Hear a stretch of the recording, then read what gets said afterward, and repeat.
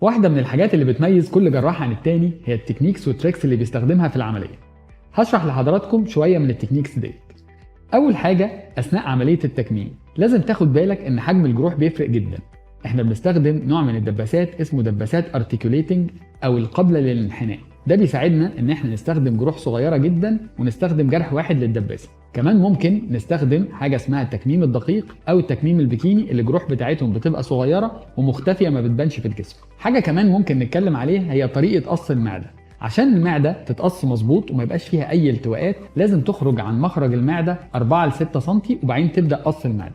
حاجة كمان مهمة هي منتصف المعدة. منتصف المعدة ساعات ناس كتير ما بتاخدش بالها أثناء إجراء العملية إن ده أهم جزء. الجزء ده لما بيتقص باتساع مظبوط بيبقى النتيجة بتاعته كويسة جدا. لو ده الجزء ده بيحصل ضغط عكسي عند الوصلة اللي ما بين المعدة والمريء، ودي بتحصل منها حموضة وارتجاع وممكن تزيد لدرجة جامدة إن المريض يحصل له تسريب. عشان كده الجزء ده لازم يتقص مظبوط جدا. النقطة اللي بعدها هي الوصلة اللي عند المعدة والمريء نفسها. عشان الجزء ده ضعيف لازم نخرج نص سنتي عن المريء، وبعد كده لازم نعمل حاجة اسمها تغليف للمعدة عند الجزء ده عشان هو جزء ضعيف. فبنعمل تغليف للمعدة في الجزء الفوقاني وممكن نكمل المعدة كلها بالتغليف، وممكن نستخدم منديل البطن عشان يثبت المعدة في مكانها. بتعمل اختبار التسريب عشان تتأكد ان المعدة ما فيهاش اي التواءات وان قص المعدة بتاعك مظبوط.